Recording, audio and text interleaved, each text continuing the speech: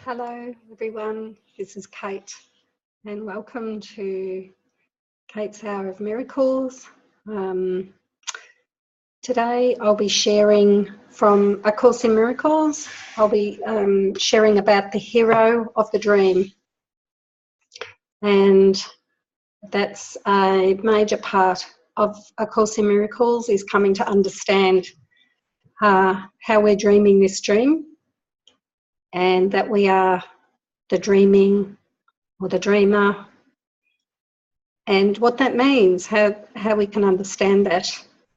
And these ideas are usually read quite a few times, and the teachings actually illuminated into our minds as a realisation.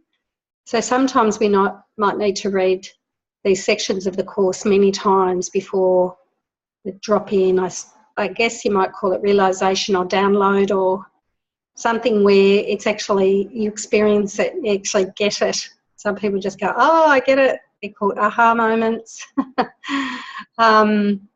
So these are just little parts of the holographic teachings, I guess you could say, of the Course, and at some stage it all fits together. And I guess what we're really going for is to lose the self we think we are, and that actually just happens on its own. It will just happen. As your grievances, as your judgments, as your fears, as you work with the right mind, the Holy Spirit, the universal voice for love, whatever you like to call it, there's something that's helping you, helping us. And so we need to do is be bringing each grievance, each upset, everything, every bit of guilt, anything, because what we're completely asleep to, that these are creating a self. You cannot have an identity as a self without some grievance, because a grievance is someone did something to me. And so until that actual grievance is dissolved or seen through or healed, or atoned, the atonement is the correction, so the right mind corrects these things. And as these things are corrected just by bit, you don't have to do anything. You will wake up. Well, you're already awake, and these are the blocks to the awareness of love's presence, but you've already got love's presence. That's our natural state. Our natural state is in God's mind, and we're never separated, and we're continually having a tiny mad idea that we're separate, and that tiny mad idea is happening over and over in the tiny instant. But what is the truth is our complete oneness with everything, God, every single thing here. It's not like you're going to wake up and just see bright light and who you are is going to disappear. What's going to happen is it's not even you, it's just going to be an experience of a feeling or a knowing that you're one with everything. It's just a complete realisation that comes upon the mind, self-realisation that who you are is not this, all these thoughts, that you're not these thoughts and you're not this body. So we're going from starting off as a total ego, where we believe our thoughts, we're actually not even aware of our thoughts, we don't even know we've got thoughts. And as on our journey, we start to become aware that we start to become aware of our thoughts. And then we become aware we're not the thinker of our thoughts, that thoughts are just coming in, and that thoughts come into our mind, and then there's an actual action of identifying with them. So we believe them or identify, and we say that's true, and we believe it. We're constantly just believing that all our thoughts is true. And these thoughts are what Jesus tells us there, that it's the ego. And he says, I can only be affected by my thoughts. So I can't be affected by anything else. Nothing else can affect me except my thoughts. He says that very clearly. And he says that these thoughts, when we identify them as me, and they're my thoughts, and these thoughts say this, they can say a range of things, but they're always about separation. So the thoughts that we're identifying with are that somebody's done something to me, and so they're creating an identity. So that's why we need to see through these grievances. As he says, love holds no grievances, and it's very, very important for us to look at every single grievance that we have and offer it to the Holy Spirit or the right mind and say, help me see this differently. And that's why he emphasises in the early lessons, above all else, help me see this differently. This is such an important part, that we're not seeing clearly, we're completely asleep, and we're dreaming a dream of separation. And there is another world, there is a completely another state of mind, because what we come to see is that he says everything's being produced by the mind. So the thoughts are creating the pictures we see. So we're actually like viewing something, and he tells us that it's already gone. So we think we're actually viewing something that's happening here and now, but he's telling us that everything that could ever happen. So we're like in a virtual reality, seeing something that's already been and done. And a dream is already dreamt. And he offers us many, many ways. Like, of course, in Miracles, what he does is he introduces lots of different concepts to help us wake up to the true reality. He'll introduce ideas about the self-concept, that, you know, we've got a concept of a self and that's keeping us asleep. He offers the dream. There's, like, he's saying the same thing thousands of different ways.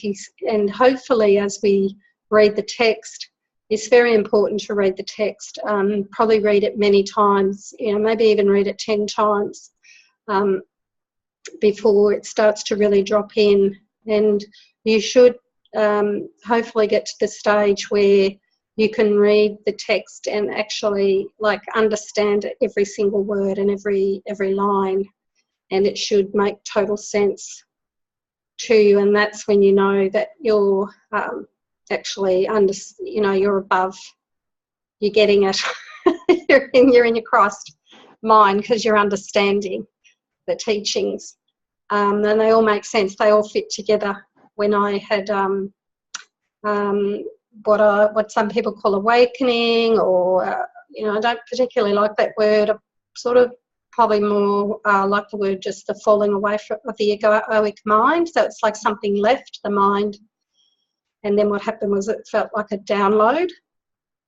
And what happened was all the lessons of the Course in Miracles all sort of came together, and they all, like, it was like learning the ABCs and then being able to read a novel. It was like they all went together, they all fit together. You see where they fit. It's like a jigsaw puzzle. It was like it all just went together, and there was a big jigsaw puzzle put together, and I knew that the thoughts were creating the pictures that I was seeing, that everything was in the mind. It was being projected. There wasn't a world outside me. It was a world in my mind, but a world in itself. And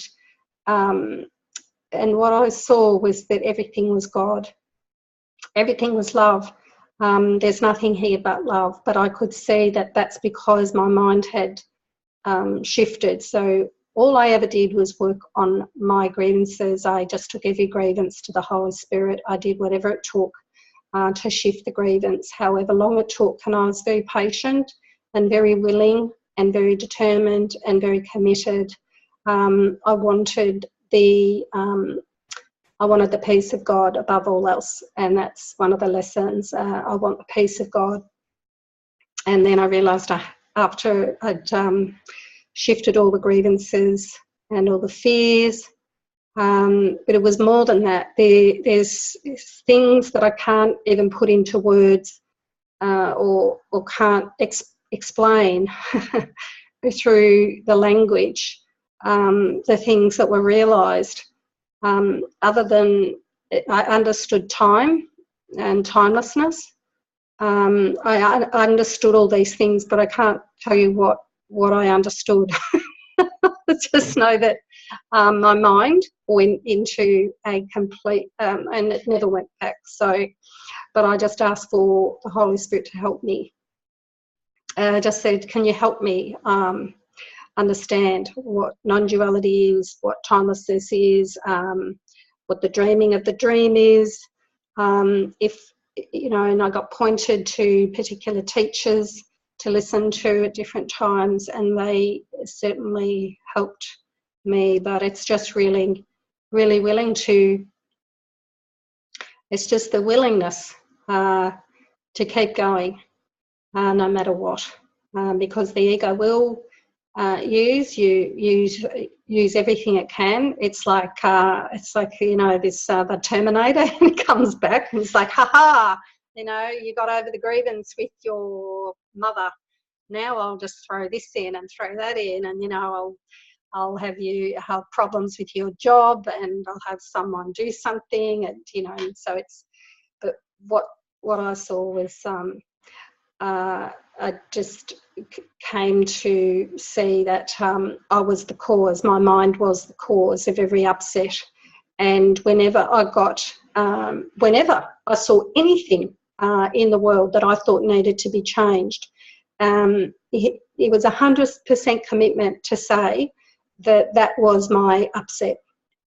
That was in me, and they weren't doing anything. I was making a meaning. And what we see is that this world's going by. It's happening. It's just stuff happening. Everything is happening. I'm moving my hands. You might look at me now and say, she's moving her hands too much. I don't like people that move their hands. You know, my Auntie Betty used to use her hands like that, and she annoyed me. So, you know, and someone will just say, oh, I really love the way she moves her hands. Every single tiny thing is a meaning we give. And if we can be really vigilant and say, okay, I'm upset, well, we've got to say, I'm upset. I'm annoyed, I'm out of peace. He says this, he says in the text, the slightest irritation is hiding like this intense fury. And at times when I was on my journey, I'm thinking I felt slightly irritated, but I don't think that's a slight intense fury. But what we have to do is we have to take every single thing that he says in the Course as gospel. If we want to truly wake up to this love that we are, we have to undo the blocks.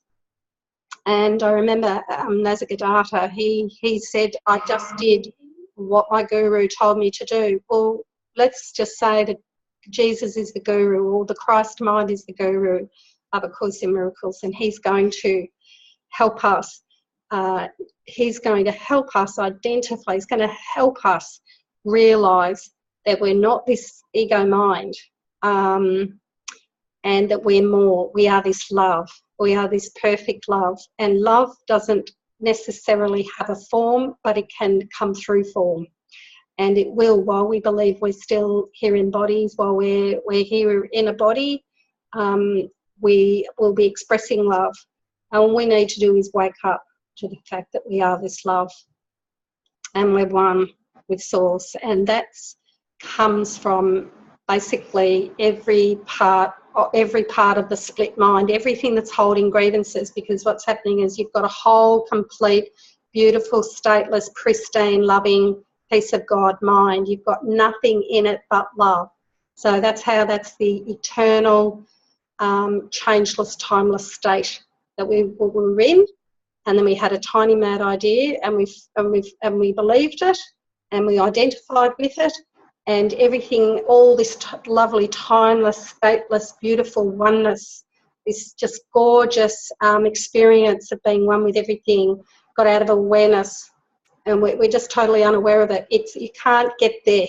It's out of awareness, and we're told. So we're in now a state that doesn't really exist, but it seems to exist. And from that state, we've projected all this duality.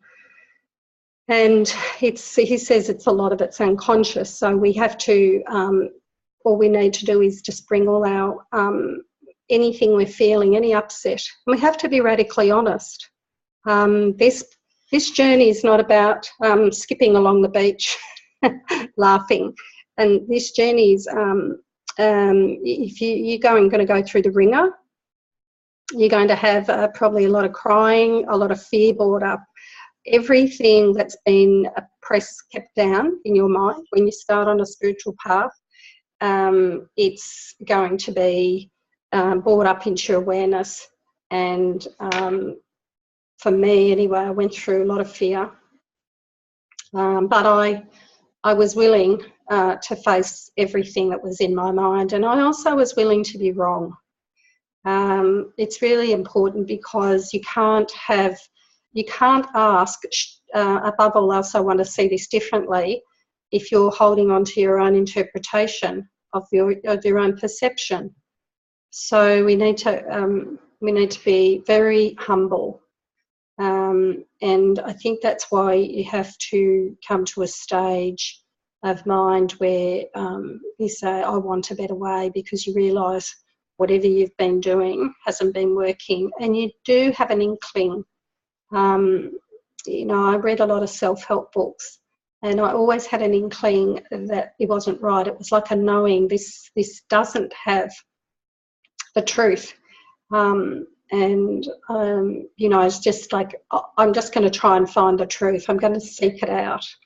And then I came across A Course in Miracles, and it took me many years to really commit into it. I was still wanting a better life for the self. So what happens is the self starts reading the Course in Miracles, and it thinks it's going to have a better life. And then, as Ken Wapnick says, it says by the time you actually reach that point where you realise that actually what you're doing is you're unravelling the self you think you are. And every attachment that you've got has to be seen through. You can't be attached to anything. You can't be attached to even living. You can't be attached to having any relationship being a certain way. Every single attachment, you have to release attachments to everything. And that takes a lot of willingness, because when you want the peace of God, you have to say, I want that above everything else. And that means everything else. That means even wanting your children to live, anything, world peace, anything you want, the peace of God. But what you see is when you get the peace of God, you've got everything. So yeah, the hero of the dream. So I'm just going to keep an eye on the time, and this will go for an hour, this session. So the hero of the dream. On the FIP version, it's page 585. And I'll just be reading a bit and filling into commenting. The body is the central figure in the dreaming of the world. There is no dream without it, nor does it exist without the dream, in which it acts as if it were a person to be seen and be believed.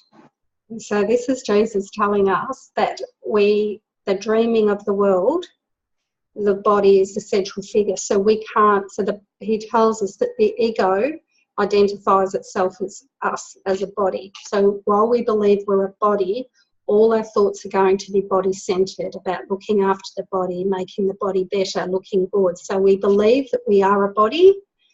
And so when we believe we are a body and identified as a body, what we then do is we try to make the body look good, to attract other bodies. So he says there's no dream without it, nor does it exist without the dream.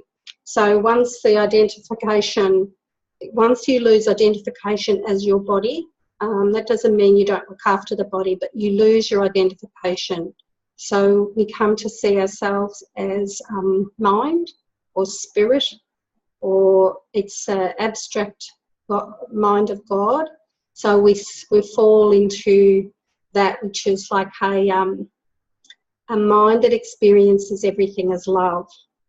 God, the mind of God, it sees everything as itself, and it sees everything as love.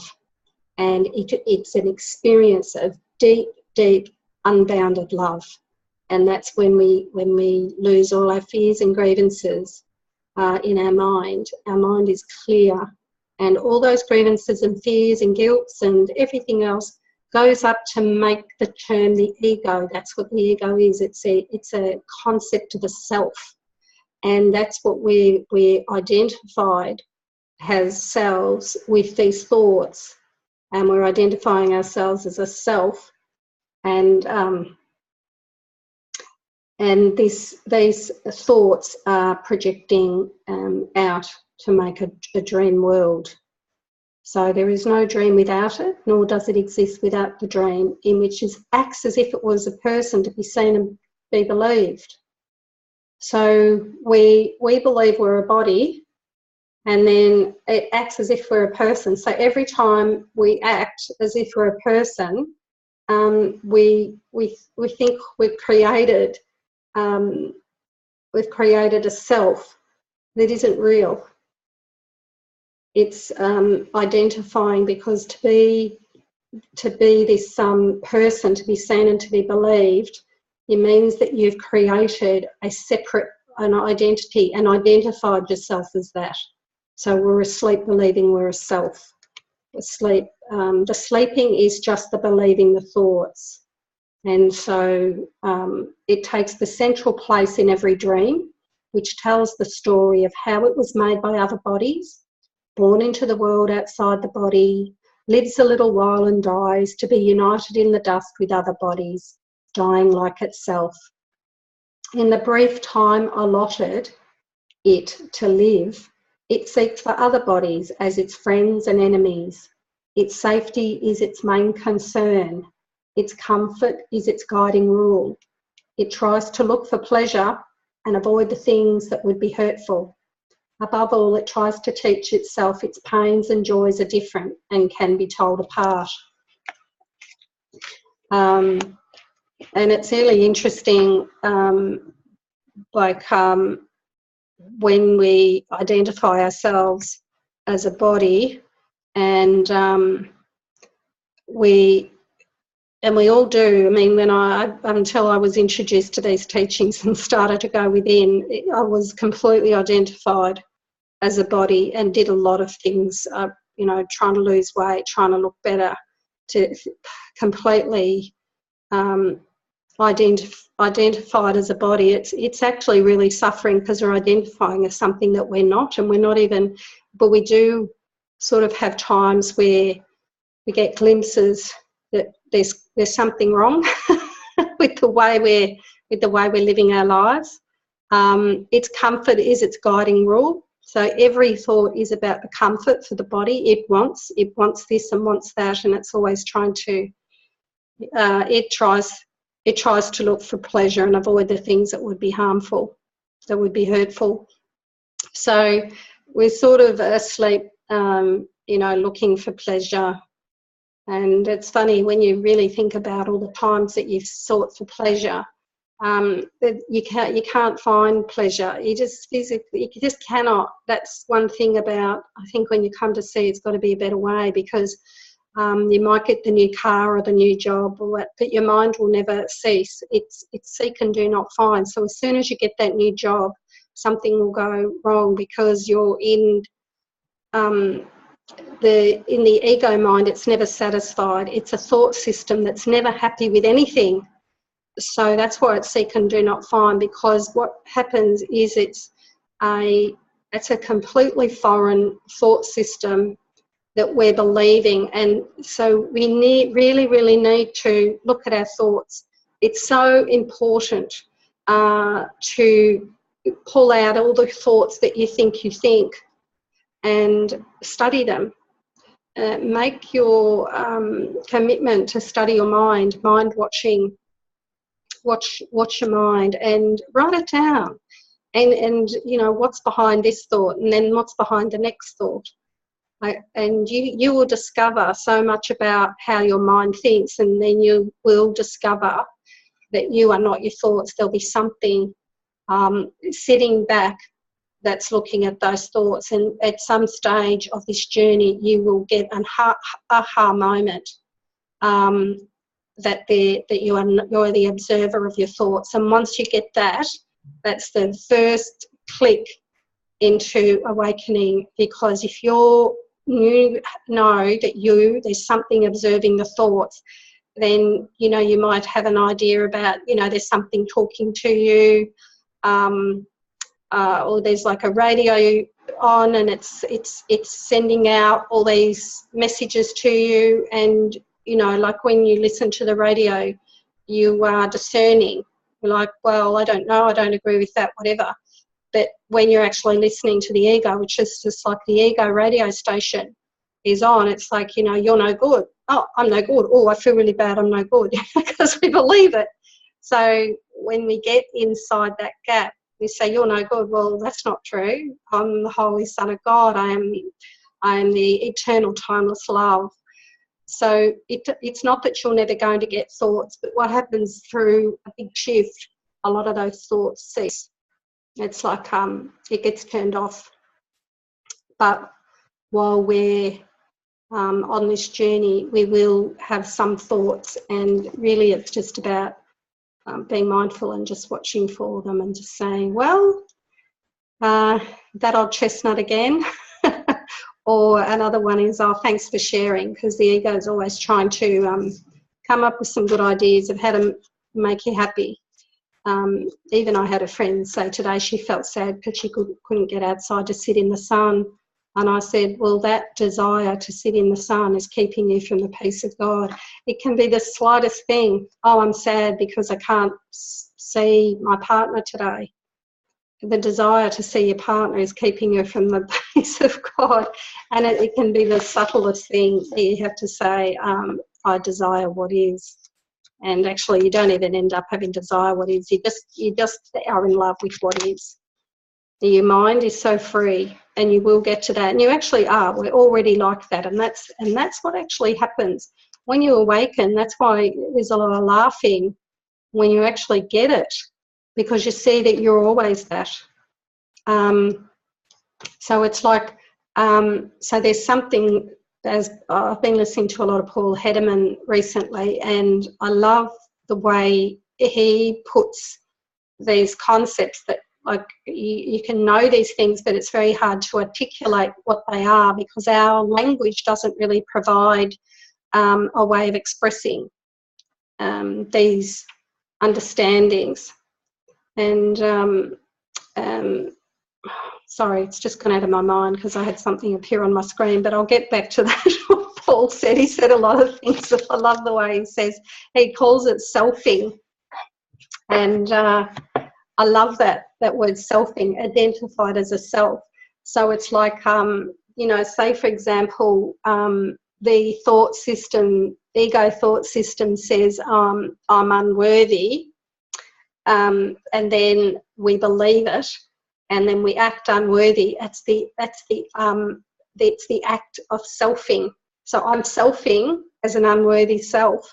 So it's a little bit like every time I believe a thought and I act on that, and I get upset, or maybe I've got a thought that I'm sick, that I'm a sick person.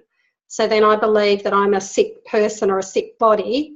Then I act that out. So I'm selfing as a sick person, because the truth is of who we truly are is this holy, magnificent, abstract, changeless, timeless, beautiful, amazing mind of love. And that is just so vast, so beautiful.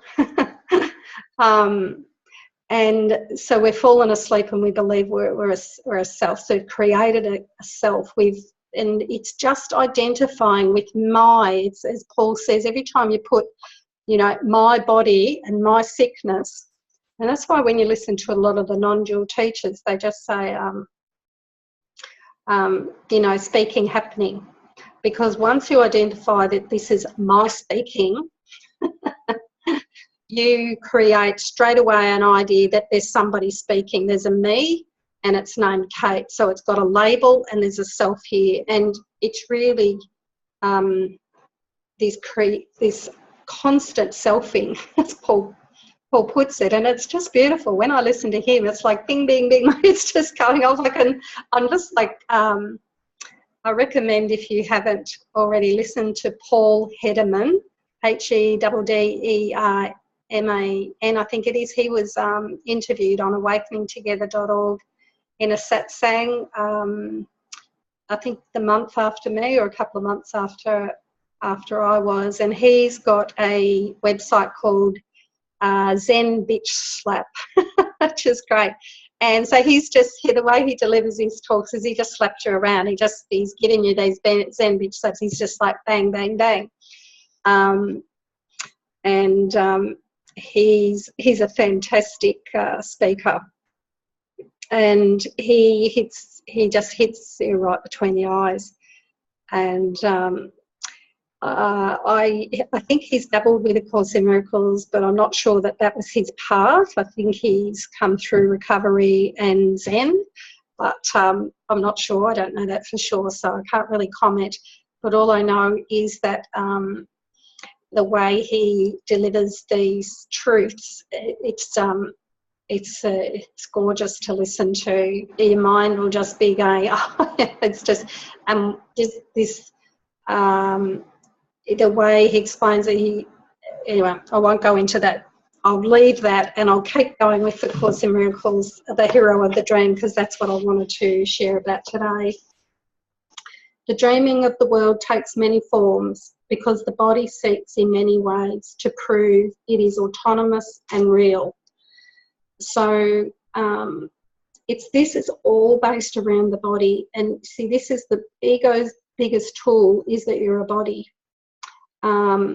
And it's when you're identified as a body, the dreaming happens because you're a separate you and you're asleep, being a separate self.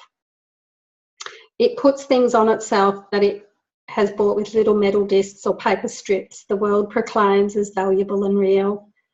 So it's making itself, you know, it really thinks it's real, and it's walking around putting things on itself.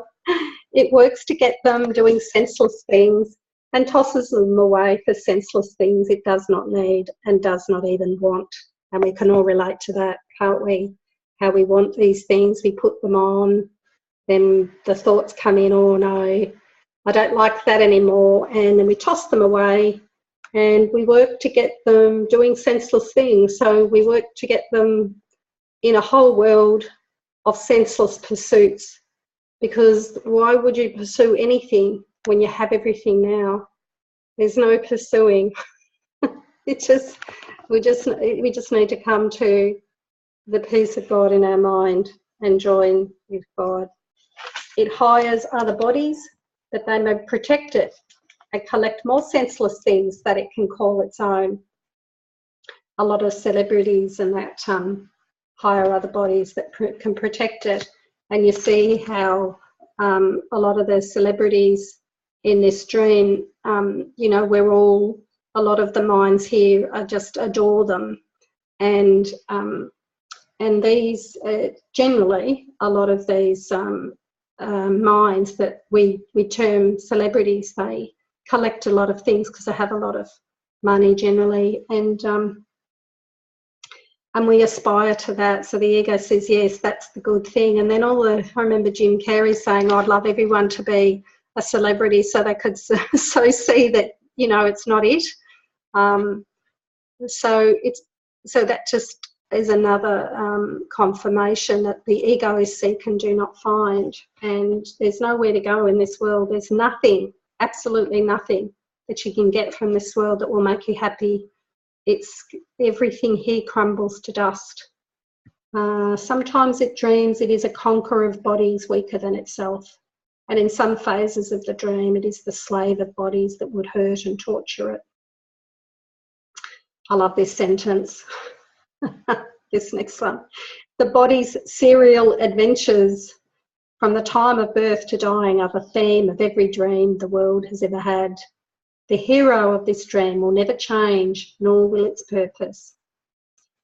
Though the dream itself takes many forms and seems to show a great variety of places and events wherein its hero finds itself, the dream has but one purpose, taught in many ways.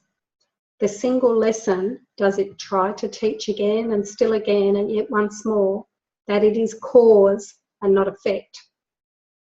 And you are its effect and cannot be its cause.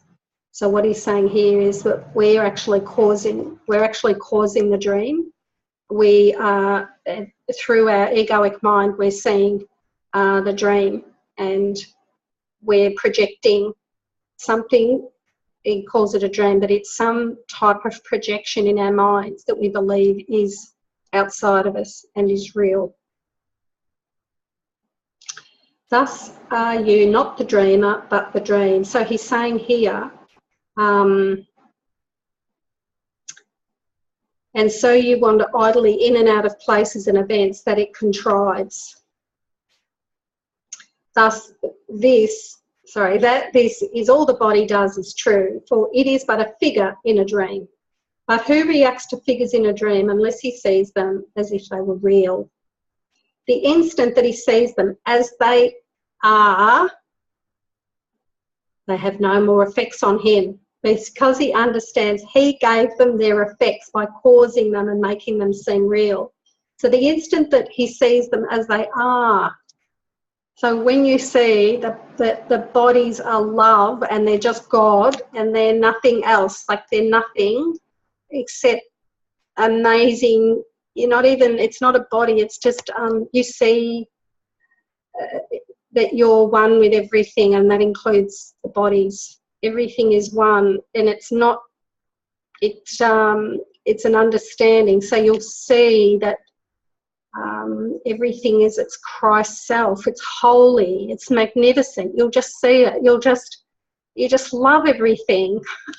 It's just, and that's, so when you see it, there's no more effects. You cannot have an effect because you understand them, that you were the one that gave them the effect, and you were the one that made them seem real.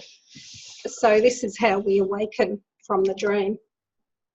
We understand that we were the ones that gave them all the meaning they have, and I'm only seeing the past. How willing are you to escape effects of all the dreams the world has ever had? Is it your wish to let no dream appear to be the cause of what it is you do? Then let us merely look upon the dream's beginning, for the part you see is but the second part, whose cause lies in the first. So in other words, we forget that we're the cause. That's out of our awareness. We're unconscious that we're causing this, that you can become conscious of how you've caused this.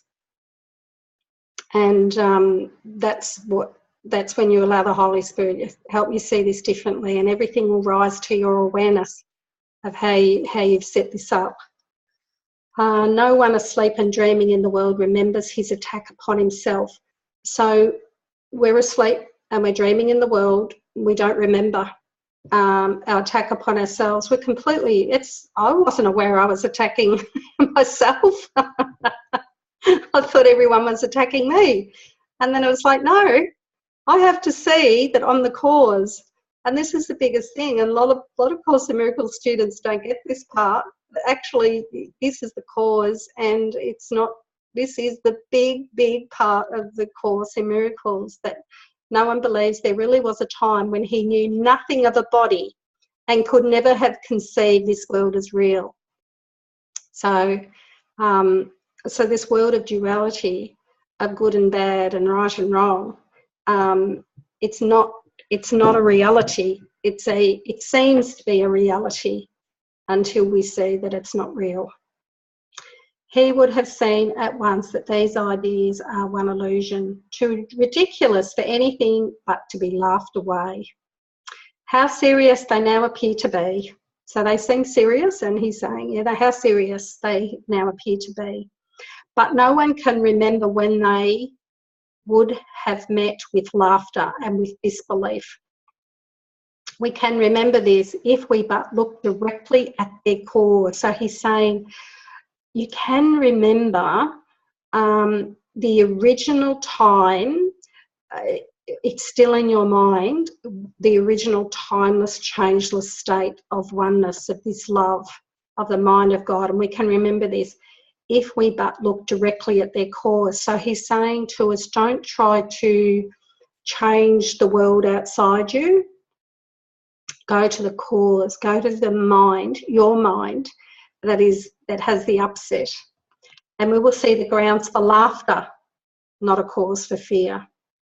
So we're just laughing at ourselves, because the reason why we're upset with someone is because we believe a body. So that's why they all fit together, because if I'm not a body, then how could I be upset with anyone for doing anything? Because the only reason I could be upset, or there could be an upset, is if I think that somebody is attacking me. And who is the me? A body. Well, if I'm not a body, then no one's attacking me. So it's like these lessons all go together and they all counteract each other. And you start to get it. So we're attacking, we're healing the mind on all the levels of lifting it up out of its just a little sleep. It's sort of a sleep of forgetfulness. It's like a little, oh, I just went to sleep and thought I was a body. Let us return the dream he gave away unto the dreamer, who perceives the dream as separate from himself and done to him. So this is saying we think that the things are being done to us, and we do. I certainly did so. And we just have to be willing to say I'm wrong, as I keep saying. Into eternity, where all is one, there crept a tiny mad idea at which the Son of God remembered not to laugh. I don't know why it just doesn't say which the Son of God forgot to laugh. I tell you, it's like a double negative there. But into eternity. So into eternity. So we are eternity. Our mind is the eternal, changeless state of love, of divine, innocent, guiltless love. And that's eternity. And that's eternal, where all is one. So that state, he's talking about a state of mind, a place in our minds where it's all one, where your thoughts, you've got an abstract mind where all is one. There crept a tiny mad idea at which the Son of God forgot to laugh. So when you awaken, when you actually undo the blocks and you awaken to this, and you remember that you're not separate, and you awaken from the dream of separation, and you know who you are, and you know you're one with everything, you've realised your true self, then you will have sometimes a tiny mad idea you're separate, and you will laugh at it. And that's why generally along the way a lot of laughter happens, but we do go through a lot of fear and doubt at times, but you will find that you will start to laugh more and more at the tiny mad idea that you're separate. And this tiny mad idea is just happening in every moment, because if there's no time is a construct of the dream. It's actually, there's only timelessness, and that's actually that you will be in a state of timelessness in your mind, and that's where we're sitting right now. All minds are joined.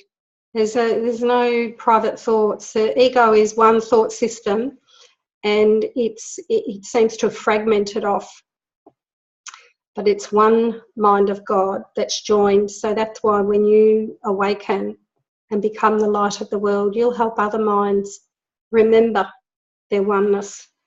It's just the blocks are there. It's like a nice clear blue sky, and the clouds are there. And as the Holy Spirit just moves the clouds away, your awareness of your oneness will just remain, and it's just the clouds just will pass by. So as you laugh, at the tiny mad ideas. Every time you think you're separate, think you're a body, have a grievance. Well, grievance is all related to being a body. You can't have a grievance without thinking you're a body. So the most important part is to really shift your identity as being a body. So in his forgetting, did the thought become a serious idea? So we forgot that we're in this beautiful eternal oneness, and possible of both accomplishments and real effects. Together we can laugh them away. So he's saying, join with me and we'll laugh them away. We can laugh them both away and understand that time cannot intrude upon eternity.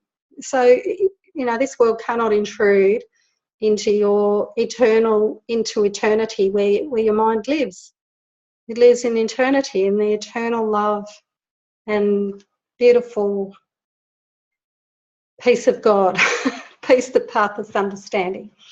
It is a joke to think that time can come to circumvent eternity, which means there is no time. And there is no time. And time never exists. It's all part of the dream world. The characters in the dream believing once you wake up, your mind will be outside time. A timelessness in which is time made real. A part of God that can attack itself, which is impossible. A separate brother as an enemy.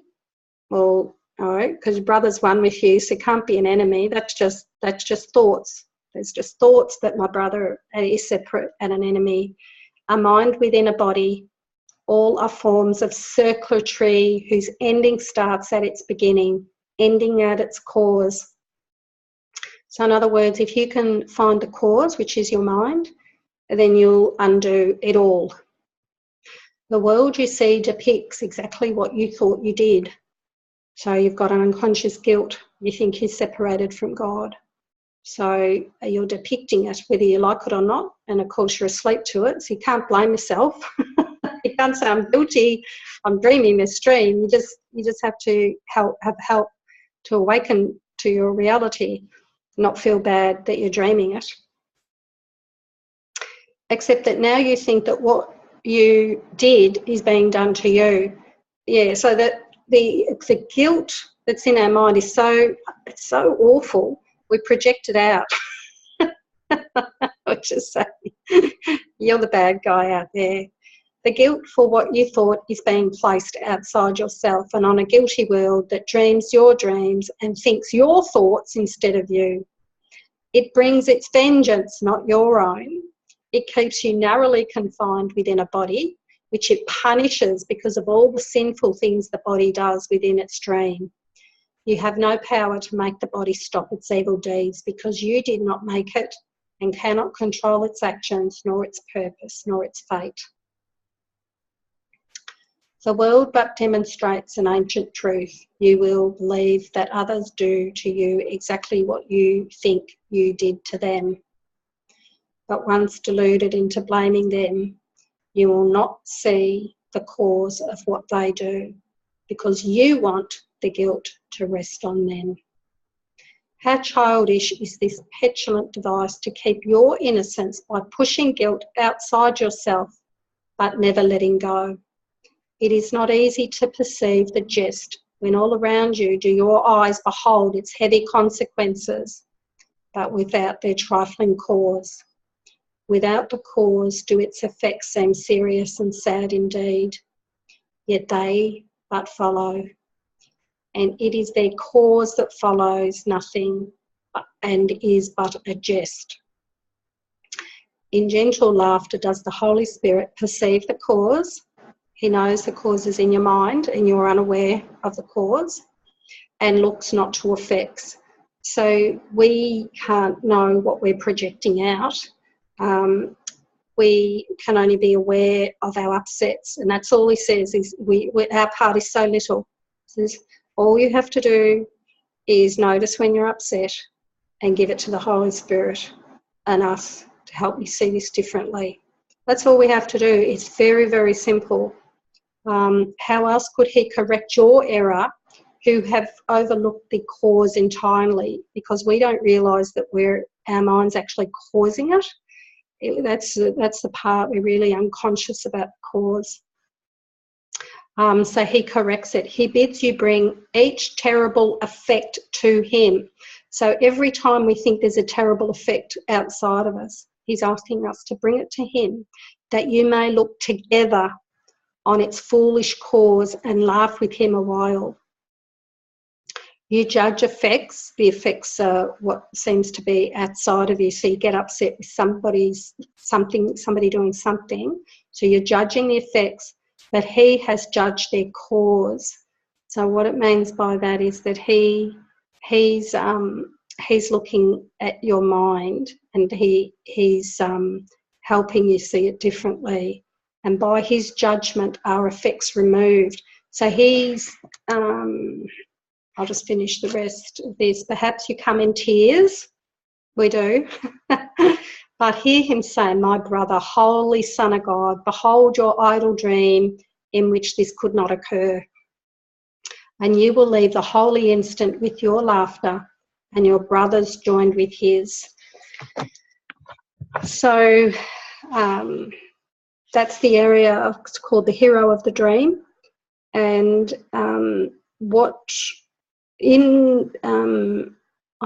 it's one of Gary Renard's books.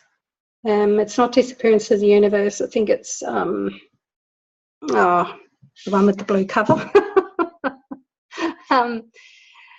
The masters recommend Gary to read that section, The Hero of the Dream. I think they ask him to read it 5 times over the course of a few weeks.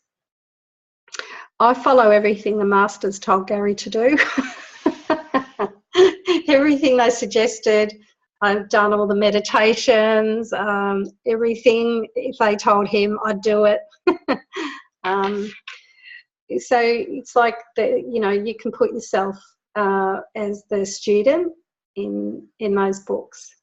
And like, put yourself as a student in A Course in Miracles. Just keep yourself a student, and just completely surrender to these teachings. Just allow them. That's all we need to do. That's all I did. I just surrendered, completely surrendered, a full and utter surrender to not knowing anything. And I really just brought every single grievance to the Holy Spirit and worked very clearly with my one desire for the peace of God above everything else. And this is what the Course in Miracles is asking us to do, is to we have to start off saying, I don't know that I'm dreaming this dream. It doesn't seem like it. It seems like there's people outside me doing things. And then we start to see that we are dreaming. We start to get a sense that we have put the meaning on everything, and we have created, we're seeing the past, and that we're a body, and that we're using the body. So it's the central figure in the dream. And it all lines up with the thoughts of the ego, creating a sense of self, a separate sense of self. So I might sign off now. I've got another 5 minutes, but I might, I'm just recording this week. I'm unable to be here live on, this will be played on awakeningtogether.org on the 4th of June, a Sunday night. So I'm also like to express deep gratitude for all the people at Awakening Together that put the radio shows together and allow this to be shown. Deeply grateful to just share what I'm sharing, allowing truth or the Holy Spirit to speak through me as I've surrendered everything to God and just live in God's mind of love, unbounded love, and just live in God's grace, a beautiful, joyful state of peaceful mind. And if this mind can do it, you can too, because there's nothing special. And it's really important to remember that it's just about removing the blocks. That's all. And you don't have to do much, just have to allow the Holy Spirit. Just give them to Him. Just notice when you're getting upset.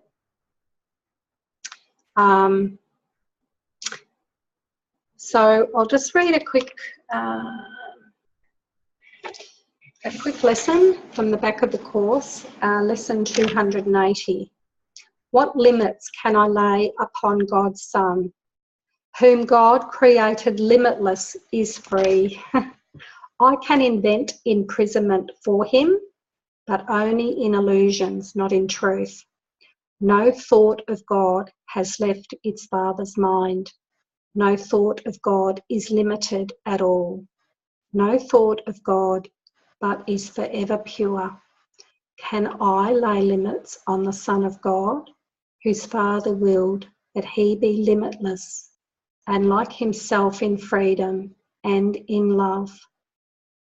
Today, let me give honour to your Son, for thus alone I find the way to you. Father, I lay no limits on the Son you love and you created limitless. The honour that I give to him is yours, and what is yours belongs to me as well. Beautiful, beautiful, beautiful. I love it. It's so beautiful. It's amazing. It's gorgeous, gorgeous love that emanates off those pages. And I bless you and I honour you and I love you as your Christ self, and know that you are the Christ, the beautiful, holy, magnificent Christ self. And I bless, bless, bless, bless, bless you. And I love, love, love, love, love you. And have a beautiful, beautiful, amazing, joyful week. And I'm signing off now. Bye-bye.